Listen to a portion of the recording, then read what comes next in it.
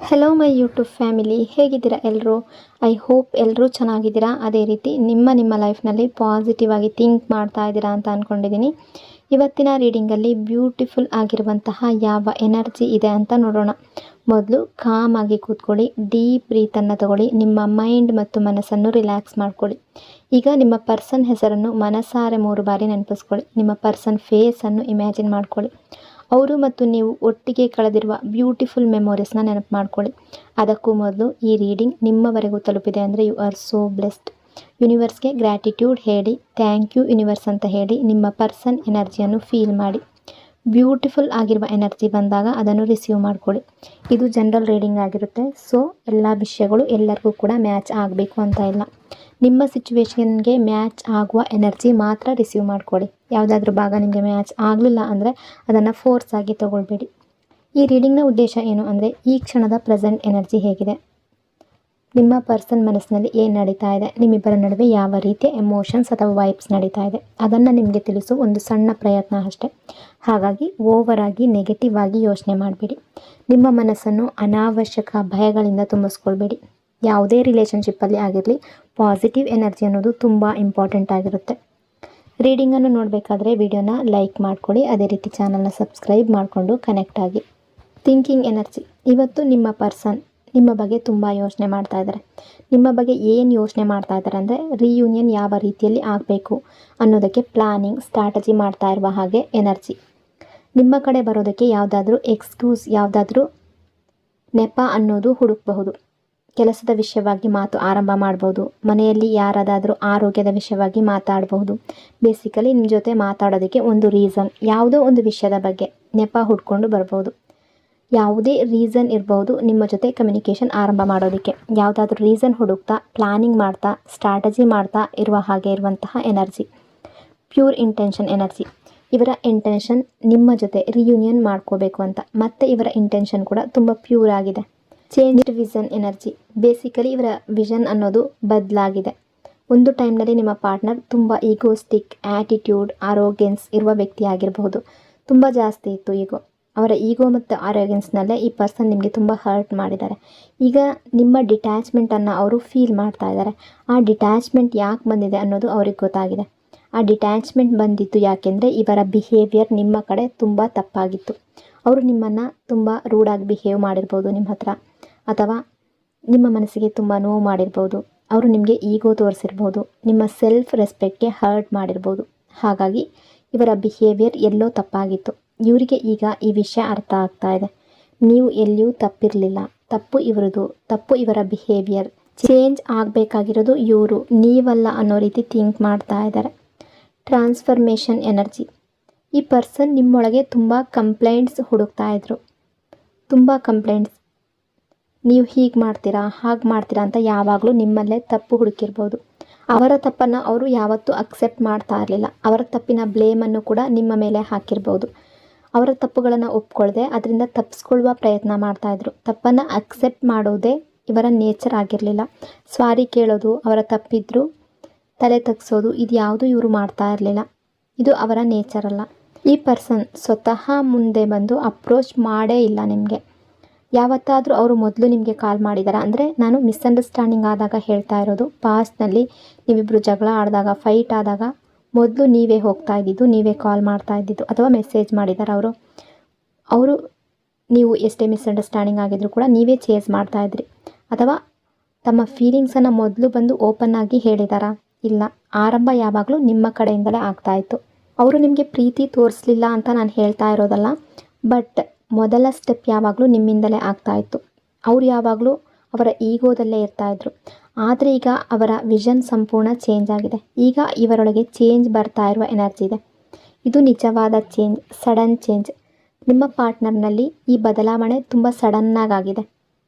ಯಾವುದೋ ಒಂದು ರಿಯಲೈಸೇಷನ್ ಅವರಿಗೆ ಹಿಟ್ ಆಗಿದೆ. ಅದಕ್ಕೆ ಇವರೊಳಗೆ ಇಷ್ಟು ದೊಡ್ಡ ಚೇಂಜ್ ಆಗಿದೆ. ಇವರ ಇಂಟೆನ್ಷನ್ಸ್ ಕೂಡ ತುಂಬ ಪ್ಯೂರ್ ಆಗಿದೆ. ನಿಮ್ಮನ್ನು ಇವರ ಲೈಫ್ನಲ್ಲಿ ಮತ್ತು ಈ ರಿಲೇಷನ್ಶಿಪ್ಪಲ್ಲಿ ಕಂಟಿನ್ಯೂ ಮಾಡಬೇಕು ಅನ್ನೋ ಫೀಲ್ ಬರ್ತಾ ಇದೆ. They want to win you back, ಅದೇ ಇವರ ಇಂಟೆನ್ಷನ್. ಆದರೆ ಇಲ್ಲಿ ಒಂದು ನೆಗೆಟಿವ್ ಎನರ್ಜಿ ಕೂಡ ಯಾವ ರೀತಿ ಇದೆ ಅಂದರೆ, ಒಂದು ತಪ್ಪಾದ ಪಾಯಿಂಟ್ ಕೂಡ ಇದೆ.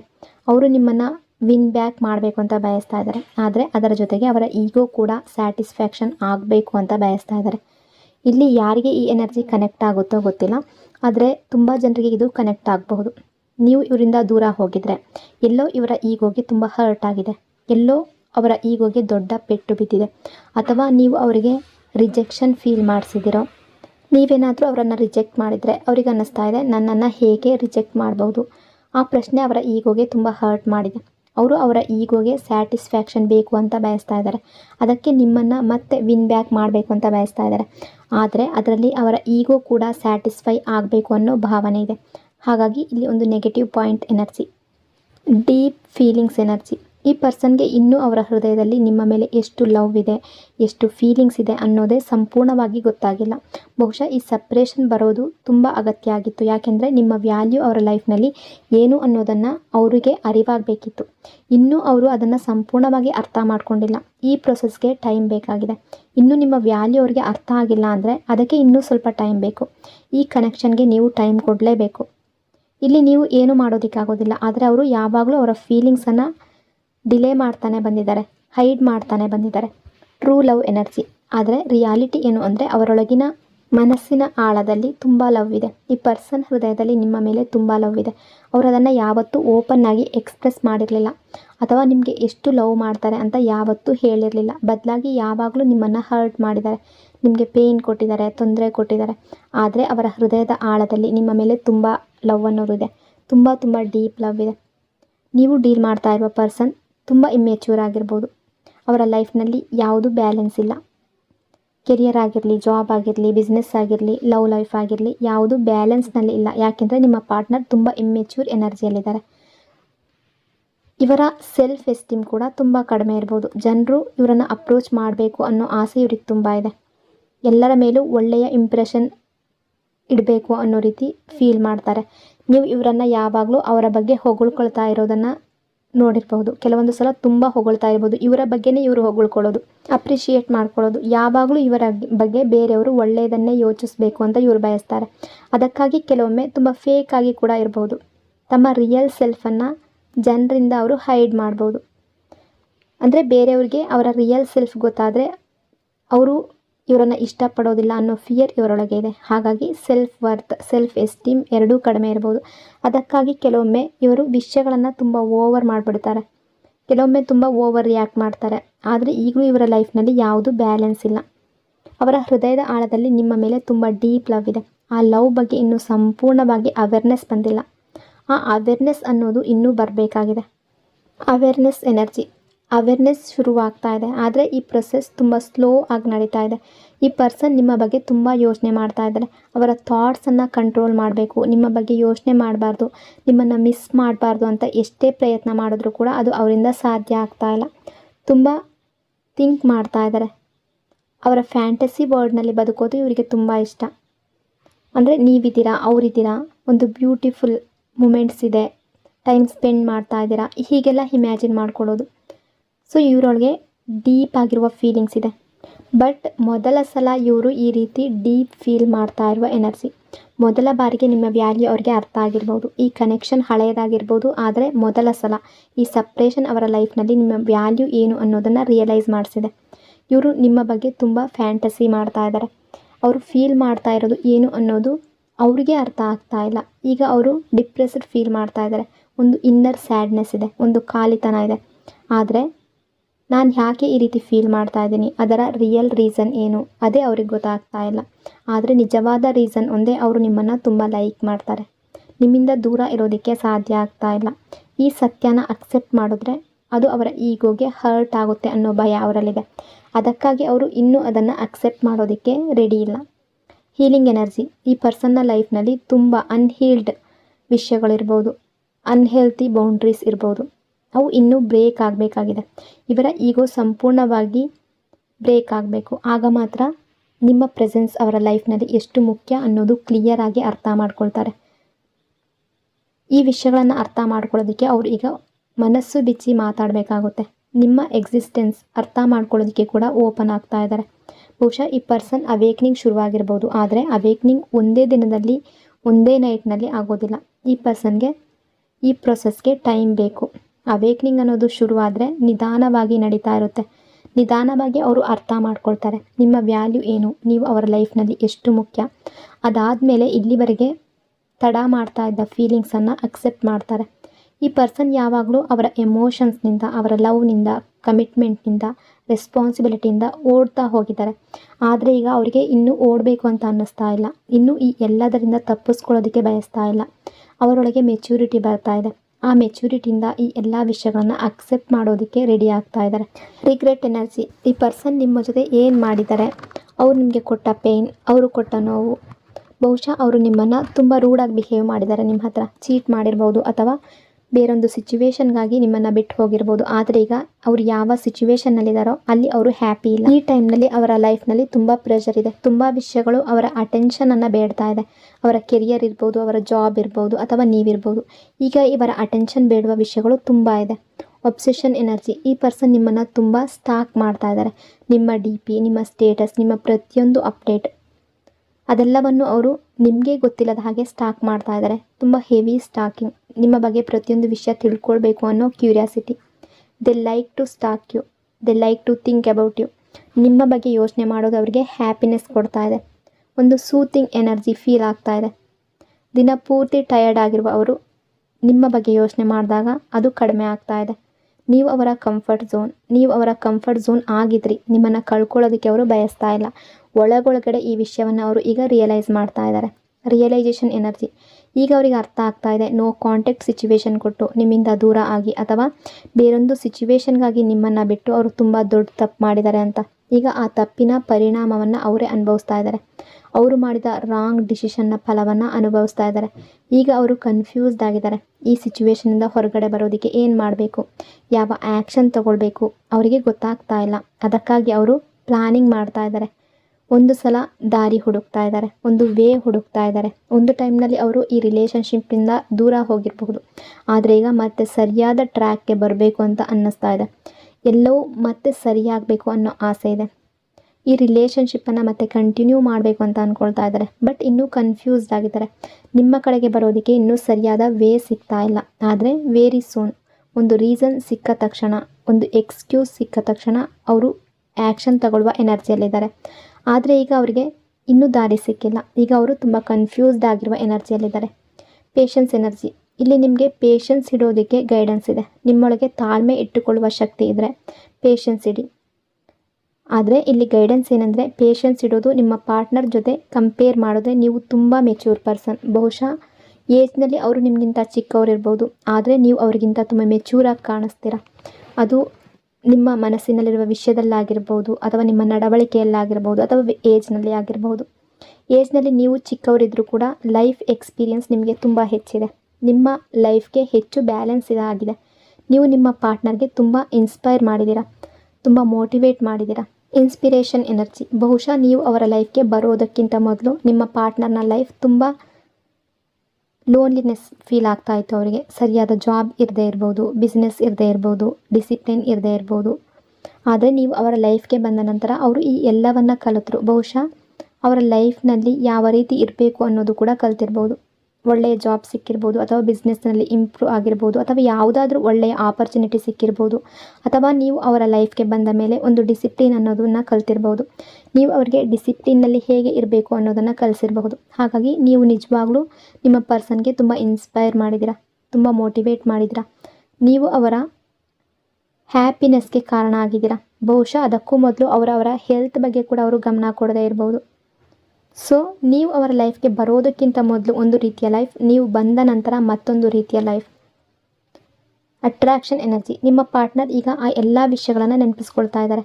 ಆರಂಭದ ದಿನಗಳಲ್ಲಿ ನಿಮ್ಮ ಬಗ್ಗೆ ಅವರೊಳಗಿದ್ದ ಸ್ಪಾರ್ಕ್, ಇಂಟ್ರೆಸ್ಟ್ ಅದನ್ನು ಈಗ ಅವರು ನೆನಪಿಸ್ಕೊಳ್ತಾ ಇದ್ದಾರೆ. ಬಹುಶಃ ಆ ಸ್ಪಾರ್ಕ್ ಮಧ್ಯದಲ್ಲಿ ಫೇಡ್ ಅವೇ ಆಗಿತ್ತು. ನಿಮಗೂ ಹಾಗೆ ಫೀಲ್ ಆಗಿರ್ಬೋದು. ಮೊದಲಿನಂತೆ ಲವ್ ಕೊಡ್ತಾ ಇರಲಿಲ್ಲ, ಮೊದಲಿನಂತೆ ಟೈಮ್ ಕೊಡ್ತಾ ಇರಲಿಲ್ಲ, ಮೊದಲಿನಂತೆ ಅಟೆನ್ಷನ್ ಕೊಡ್ತಾ ಇರಲಿಲ್ಲ. ಬಹುಶಃ ಆರಂಭದಲ್ಲಿ ತುಂಬ ಲವ್ ಇತ್ತು ಈ ವ್ಯಕ್ತಿಗೆ. ನಿಮ್ಮ ಪ್ರತಿಯೊಂದು ಮಾತನ್ನು ಕೇಳಿರ್ಬೋದು, ತುಂಬ ಅಪ್ರಿಷಿಯೇಟ್ ಮಾಡಿರಬಹುದು. ಆದರೆ ಒಂದೇ ಸಾರಿ ಎಲ್ಲವೂ ಬದಲಾಯಿತು. ನಿಮಗೆ ಹೀಗೆ ಅನಿಸಿರ್ಬೋದು, ಈ ಪರ್ಸನ್ ಇಂಟ್ರೆಸ್ಟ್ ನನ್ನ ಮೇಲೆ ಕಡಿಮೆ ಆಗಿದೆ ಅಂತ, ಸ್ಪಾರ್ಕ್ ಕೂಡ ಕಡಿಮೆ ಆಗಿದೆ ಅಂತ, ಅವರು ನನ್ನನ್ನು ಅಪ್ರಿಷಿಯೇಟ್ ಮಾಡೋದನ್ನು ನಿಲ್ಲಿಸಿದ್ದಾರೆ ಅಂತ.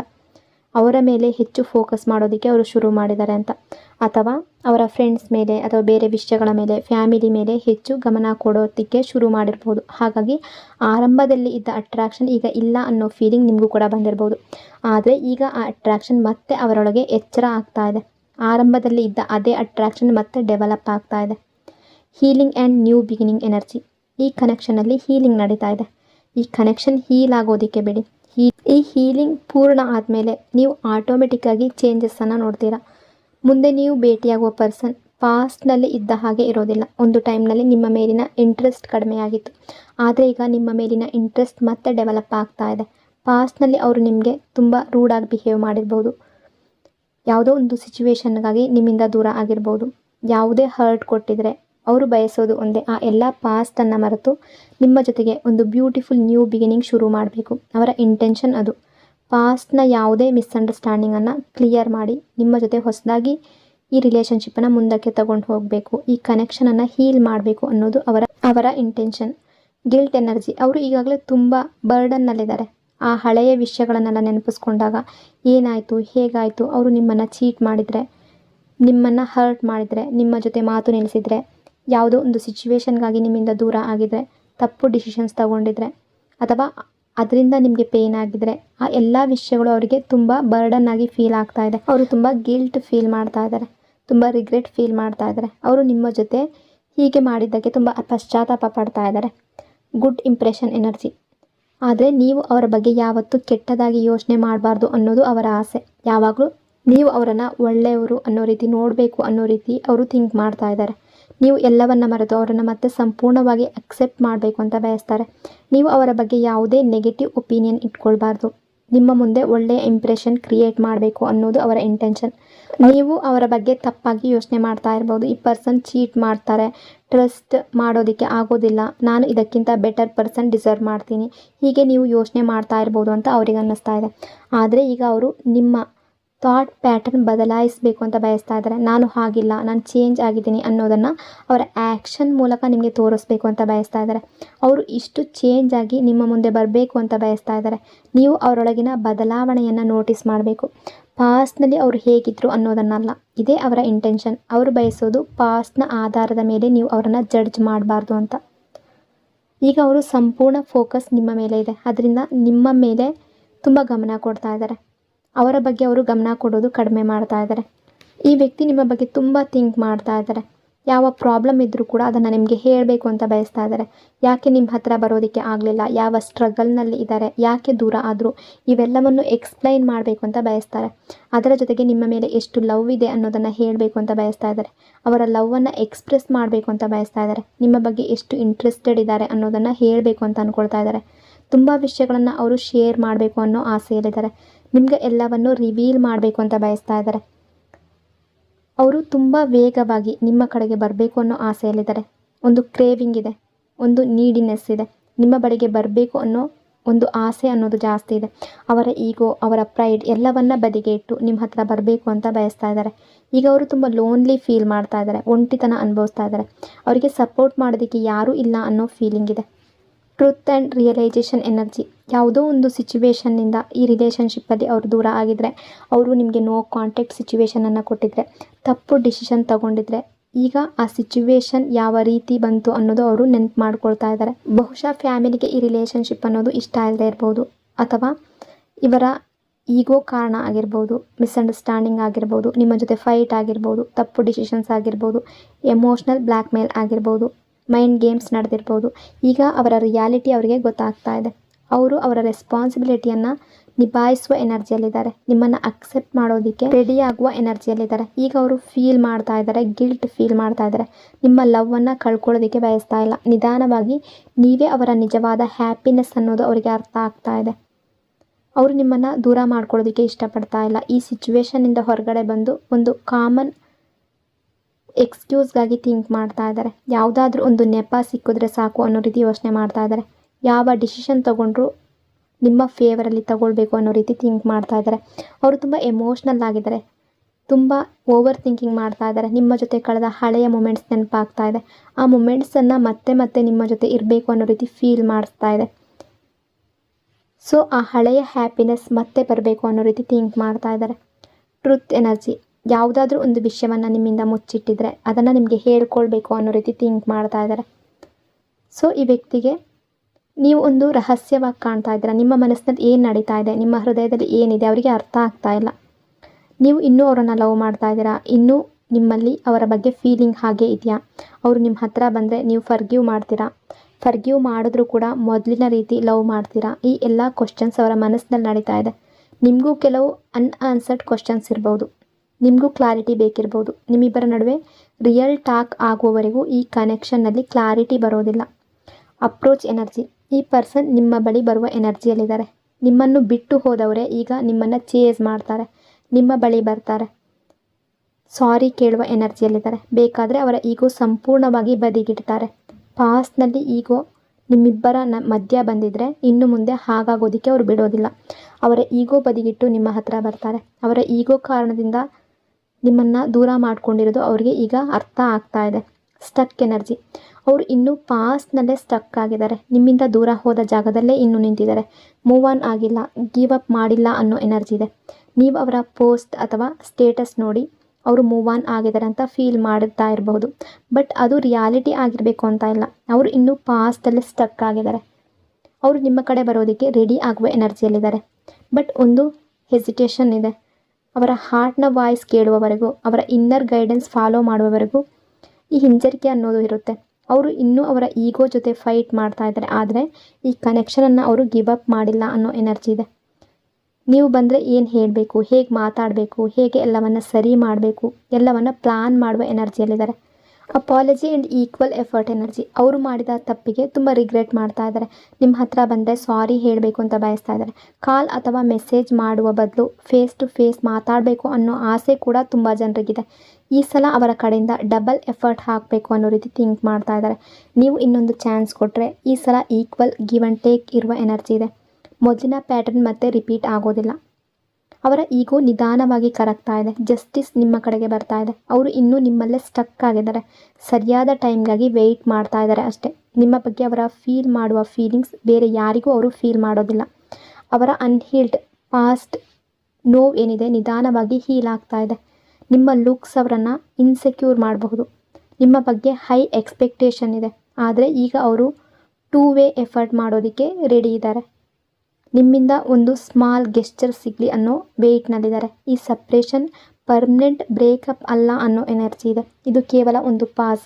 ಬಟ್ ಅವರಿಗೆ ನಿಮ್ಮ ಕಡೆಯಿಂದ ಒಂದು ಸ್ಮಾಲ್ ಗೆಸ್ಚರ್ ಬೇಕಾಗಿದೆ, ಒಂದು ಹಿಂಟ್ ಬೇಕಾಗಿದೆ. ಅವರು ನಿಮ್ಮನ್ನು ಬ್ಲಾಕ್ ಮಾಡದೇ ಇದ್ದರೆ ನೀವು ಒಂದು ಸ್ಮಾಲ್ ಹಿಂಟ್ ಕೊಡ್ಬೋದು. ಇಲ್ಲದೇ ಇದ್ದರೆ ಅವರು ನಿಮ್ಮನ್ನು ಅನ್ಬ್ಲಾಕ್ ಮಾಡುವವರೆಗೂ ವೆಯ್ಟ್ ಮಾಡಬೇಕಾಗುತ್ತೆ. ಸೊ ಇದು ಇವತ್ತಿನ ಎನರ್ಜಿ. ಈ ರೀಡಿಂಗ್ ನಿಮಗೆ ಇಷ್ಟ ಆಗಿದೆ ಅಂದ್ಕೊಂಡಿದ್ದೀನಿ. ಇಷ್ಟ ಆಗಿದರೆ ಪಾಸಿಟಿವ್ ಆಗಿ ಕಮೆಂಟ್ ಮಾಡಿ. ಇನ್ನೊಂದು ಬ್ಯೂಟಿಫುಲ್ ರೀಡಿಂಗಲ್ಲಿ ಮತ್ತೆ ಸಿಗ್ತೀನಿ. ಅಲ್ಲಿವರೆಗೂ ಟೇಕ್ ಕೇರ್. ನಿಮ್ಮ ಪ್ರೀತಿ, ನಿಮ್ಮ ಸಪೋರ್ಟ್ಗೆ thank you so much. Lots and lots of love. God bless you all.